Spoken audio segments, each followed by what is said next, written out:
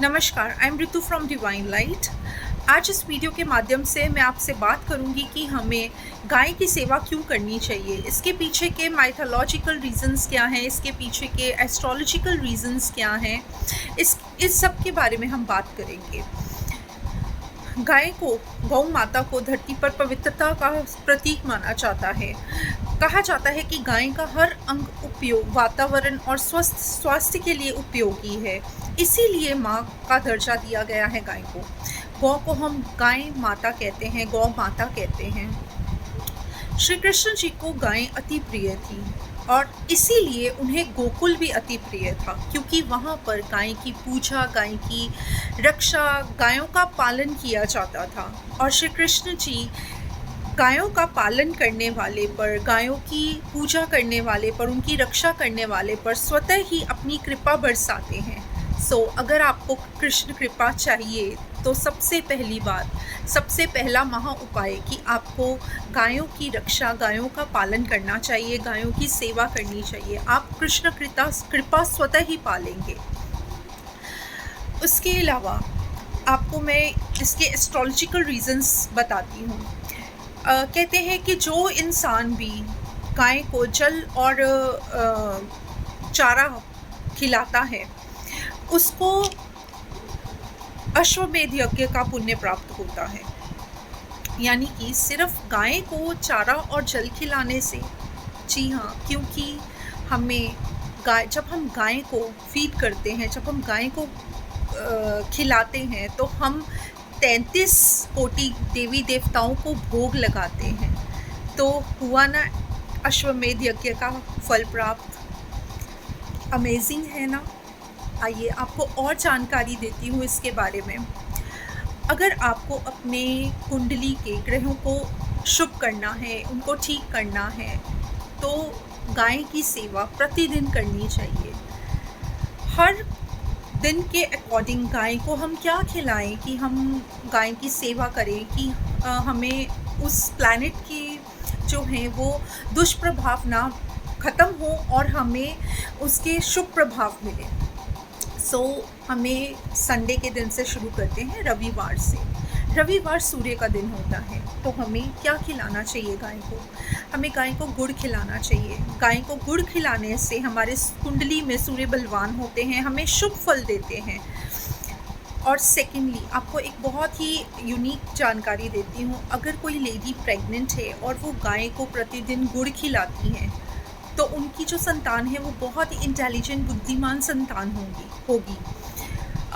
मगर प्लीज़ गाय को सर्दियों में गुड़ खिलाएं, सादा गुड़ खिलाएं। गर्मियों में गुड़ ना खिलाएं, क्योंकि गुड़ की तहसीर जो होती है वो गर्म होती है, तो गाय को भी उससे नुकसान हो सकता है।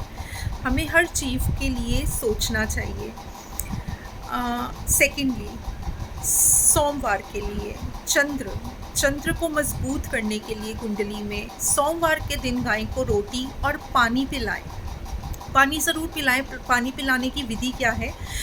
पानी का जो बर्तन है वो अपने हैंड में पकड़ के, अपने हाथ में पकड़ के गौ माता को पिलाएं। इससे आपके चंद्र मजबूत होंगे और डिप्रेशन और एंजाइटी यूं भागेगी। सिर्फ चंद्र को मजबूत करने का सिर्फ एक छोटा सा उपाय है। उसके बाद आते हैं मंगल देव। हमें अपने मंगल देव को मजबूत करना है। हम कैसे मजबूत करें? मंगल देव हमें कुछ कष्ट ना पहुंचाएं, हमारी कुंडली में कुछ दुष्प्रभाव ना पड़े। तो आपको करना क्या है? मंगलवार के दिन गाय को मीठी रोटी खिलाएं, उससे आपके मंगल देव आपको शुभ प्रभाव देंगे। उसके बाद बुधवार को गाय को हरा चारा खिलाएं। बुधवार के दिन गाय को हरा चारा खिलाने से आपकी बुद्धिमत्ता बढ़ेगी। आप बच्चों से भी ये काम ज़रूर करवाएं, बच्चों की इंटेलिजेंस बढ़ती है। उसके अलावा बुध बिजनेस भी हैं। बिजनेसमैन के लिए ये उपाय सिर्फ बुधवार को नहीं, आप रोज़ कर सकते हैं। गाय को हरा चारा खिलाने से आप देखेंगे कि कैसे आपको धन प्राप्ति होती है, कैसे आप अपने बिजनेस को ग्रो कर सकते हैं और बहुत ही फास्ट रिजल्ट मिलते हैं। इसके अलावा हम आते हैं गुरुवार पे। गुरुवार के दिन गाय को क्या खिलाएं? एक रोटी पे घी लगाएं और हल्दी लगाएं। अगर आप वो गाय को खिलाते हैं तो गुरुदेव की, बृहस्पति की आप पर अनंत कृपा बरसती है और आपके घर में सुख, समृद्धि और खुशहाली आती है। अब शुक्रवार को हम गाय को क्या खिलाएं कि हमें शुक्र देव की कृपा प्राप्त हो। शुक्रवार को सफ़ेद गाय को कोशिश कीजिए, सफ़ेद, वैसे तो आप किसी भी गाय को खिला सकते हैं, बट सफ़ेद गाय जो हैं वो शुक्र का प्रतीक मानी गए हैं। तो सफ़ेद गाय को आप आटा खिला सकते हैं, उससे भी आपका जो धन दौलत में आपके वृद्धि होगी, आपके सम्मान में वृद्धि होगी। अब शनिवार को हम गाय को क्या खिलाएं।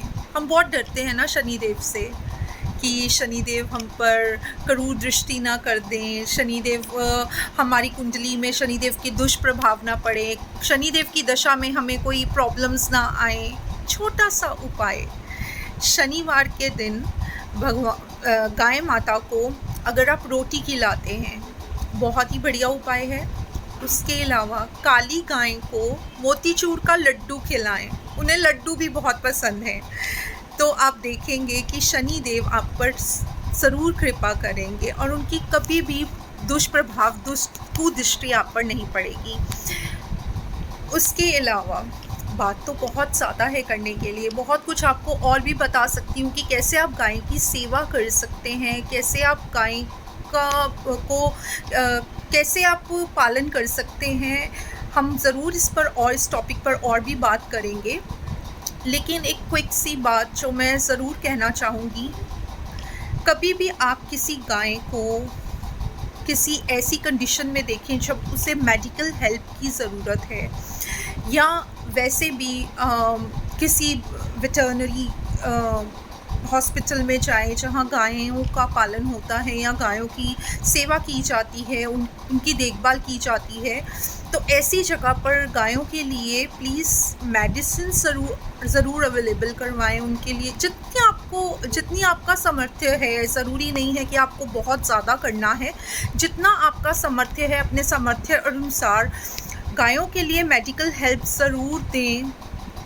इससे आपके घर में कभी भी बीमारी नहीं आएगी, अगर बीमारी है तो वो भाग जाएगी, और गायों की मेडिकल हेल्प करने से आपके घर से बीमारियां, आपके जीवन से बीमारियां हमेशा दूर रहेंगी। गौ माता की कृपा, श्री हरि की कृपा से गौ माता आपको आशीर्वाद देंगी और आपकी सब बीमारियां, सब रोग, सब कष्ट दूर होंगे। आई होप आप सब लोग इस बारे में ज़रूर सोचेंगे और गायों की सेवा करेंगे। अगर आपको ये वीडियो कृष्ण जन्माष्टमी से पहले मिलता है तो खुद को लकी समझिए, क्योंकि कृष्ण जन्माष्टमी हम शुक्रवार को मना रहे हैं। आपको भगवान कृष्ण ने एक मौका दिया है गाय सेवा से, गौ सेवा से जुड़ने का। आप सब लोग गौ सेवा से ज़रूर जुड़ें और भगवान का आशीर्वाद, सभी देवी देवताओं का आशीर्वाद और सब ग्रहों का आशीर्वाद प्राप्त करें और उनके अनुकूल प्रभाव आप पर पड़े, आप पर हमेशा कृपा बनी रहे। आई होप आप सब लोग मेरी बात से ज़रूर सहमत होंगे और गाय सेवा और गौ सेवा में शामिल होंगे। Thank you so much.